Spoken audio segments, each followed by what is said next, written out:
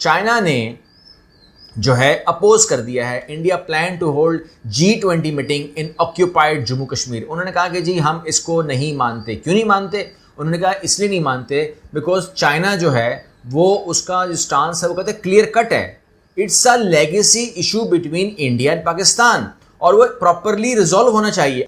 ऐसी ये बच्चों वाली बात है ये सोचने की कि चाइना जो है वो मना कर लेगा इंडिया को, या वो मना करेगा भी। मेरा नहीं ख्याल कि वो ये कहेगा नहीं तुम ऐसा क्यों करवा रहे हो। भारत के कहने पर ब्रिक्स समिट के साइडलाइंस में जो मीटिंग थी पाकिस्तान को निकाल फेंका चाइना ने भारत के प्रेशर में। तो क्या भारत के प्रेशर में चाइना G20 के लिए अग्री नहीं होगा?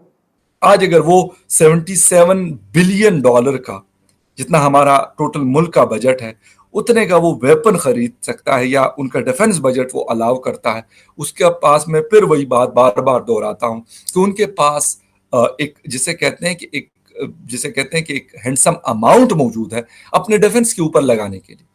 हमारा वाला सीन नहीं है।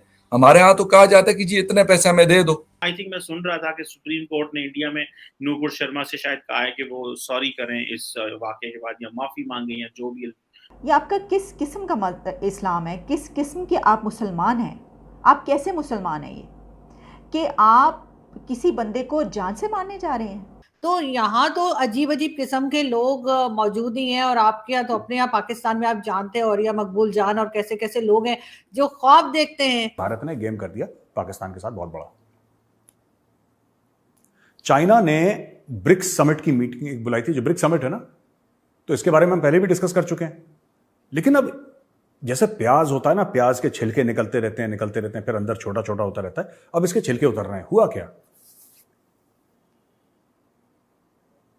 जो मेरी जानकारी है ब्रिक्स के बारे में, ये जो बाहर होने थे, ये जो उसने और दर्जन भर और देश बुलाए थे, ये ब्रिक्स का हिस्सा नहीं था। ये मीटिंग ये ब्रिक्स के बाहर की मीटिंग थी। ब्रिक्स के दौरान ही थी लेकिन ब्रिक्स के बाहर थी। डेवलपमेंट के ऊपर ये मीटिंग थी। इसमें कई मुल्कों को बुलाया और फिर यह कहा कि भाई पाकिस्तान एक सुरसुरी छोड़ दी। अब पाकिस्तानियों को तो हर बिस्तरे के नीचे देखते हैं उनको साजिश मिलती है, सोफे कुर्सी के नीचे देखते हैं उनको साजिश मिलती है।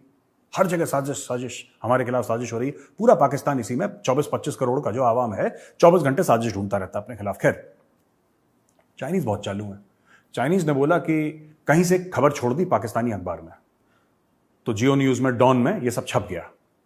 ठीक है कि साहब ब्रिक्स का कोई एक देश था, एक मुल्क था जो नहीं चाहता था कि पाकिस्तान।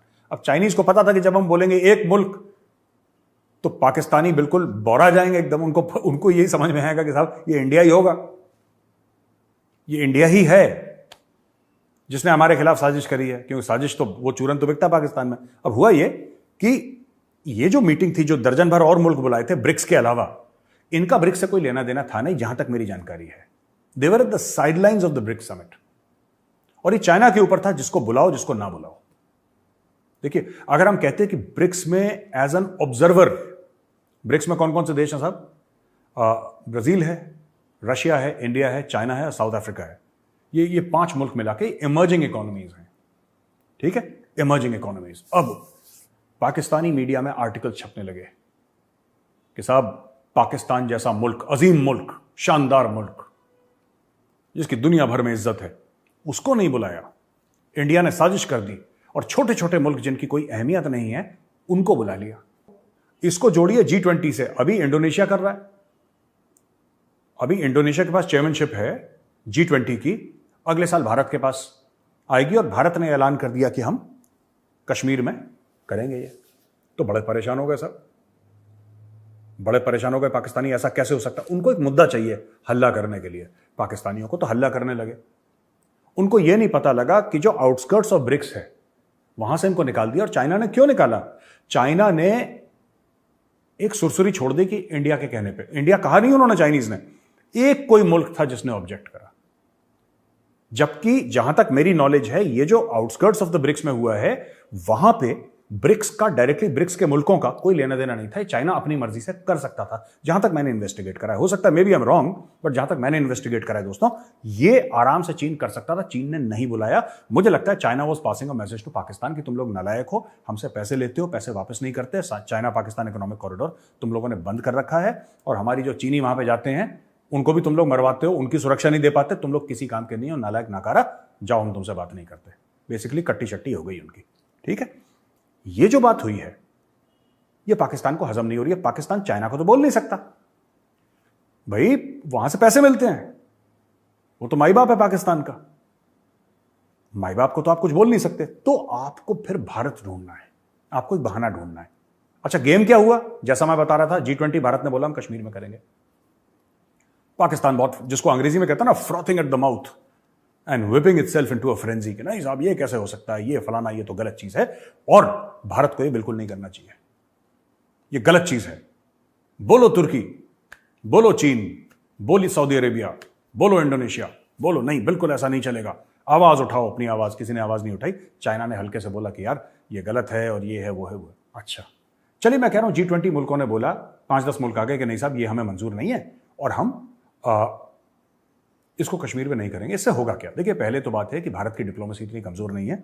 भारत पूरी कोशिश करेगा कि हम कश्मीर में करना चाहते हैं, और यह बात चीन को भी पता है।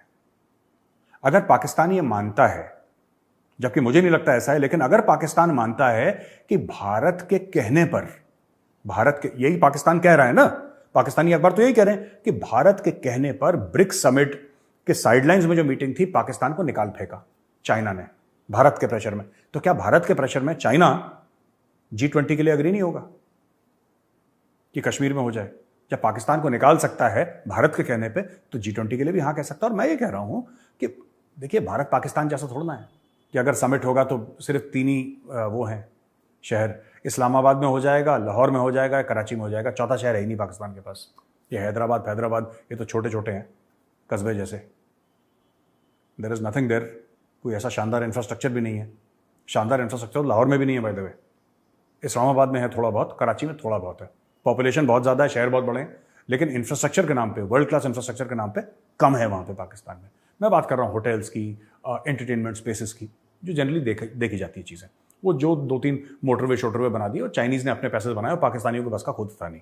खैर चलिए, बुरे से बुरा क्या होगा? बुरे से बुरा क्या होगा? G20 बुरे से बुरा कश्मीर में नहीं होगा तो बैंगलोर में हो जाएगा, हैदराबाद में हो जाएगा, चेन्नई में हो जाएगा, तिरुवनंतपुरम में हो जाएगा, उदयपुर में हो जाएगा, जयपुर में हो जाएगा, भोपाल ग्वालियर में हो जाएगा, दिल्ली में हो जाएगा, राइट, शिमला में हो जाएगा। हिंदुस्तान में ऐसे 100 शहर हैं जहां पे G20 जैसे 5 समिट हो सकते हैं। मुसलमान जो हैं वो इस तरह क्यों एक तलवार पकड़ के, बंदूक पकड़ के किसी की जान ले लेंगे? और आप क्या समझती हैं, इससे मजीद अदावतें पैदा होंगी, मजीद नफरतें पैदा होंगी? जी बिल्कुल सर, मेरा ख्याल है कि इससे मजीद नफरतें पैदा होंगी, बल्कि हो चुकी हैं, अगर कहूँ तो शायद गलत नहीं होगा।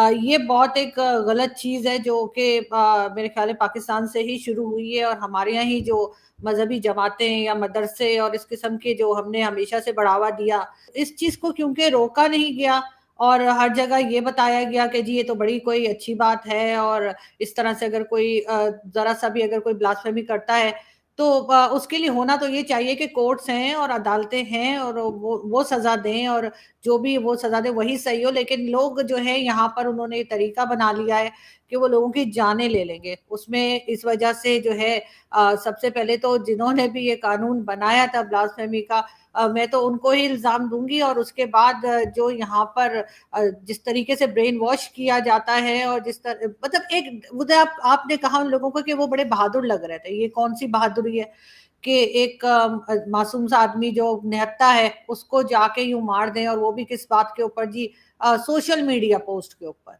तो यहाँ तो अजीब अजीब किस्म के लोग मौजूद ही हैं, और आपके यहाँ तो अपने यहाँ पाकिस्तान में आप जानते हैं, और या मकबूल जान और कैसे कैसे लोग हैं जो ख्वाब देखते हैं।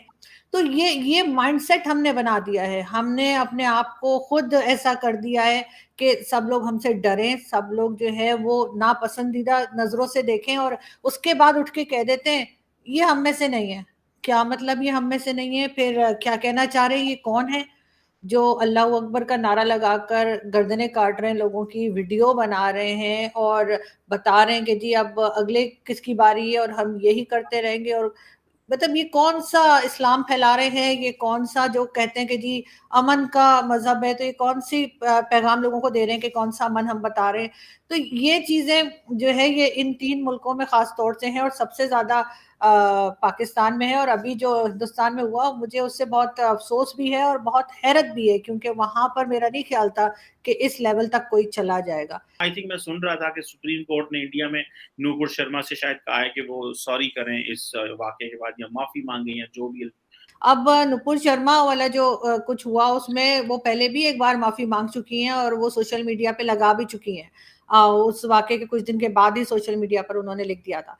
लेकिन मेरा ख्याल है कि यहाँ पे पॉलिटिक्स खेली जा रही है और जाहिर है कि जिस तरह से, फिर आप कहेंगे कि मैं तारीफ कर रही हूँ, लेकिन यहाँ तारीफ बनती है कि जिस तरह से इंडिया आगे बढ़ रहा है, चाहे अपनी वो इकोनॉमी को लेकर आगे जा रहे हो, चाहे उनकी फॉरेन पॉलिसी को वो बैलेंस तरीके से लेके जा रहे हो।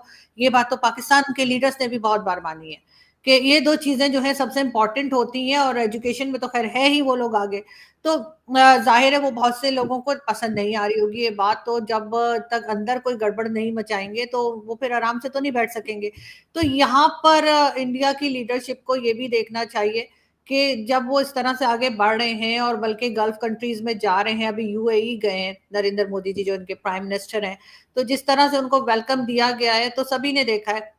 तो इस्लामिक कंट्रीज को ऐसा कोई फर्क नहीं पड़ता। एक बार उन्होंने ठीक है प्रोटेस्ट कर लिया कि जी ऐसे नहीं कहना चाहिए था, और बल्कि हिंदुस्तान के लोगों ने भी कहा, सभी ने कहा, पाकिस्तान ने तो बहुत कई दिन के बाद बोला है।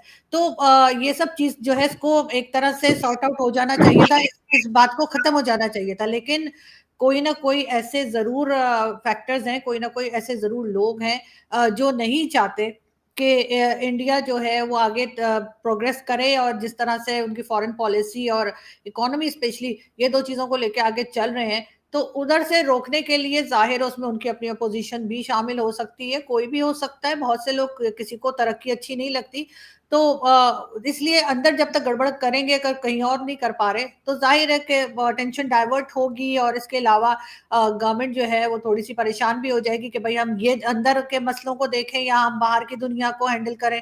ये बात हो जाती है।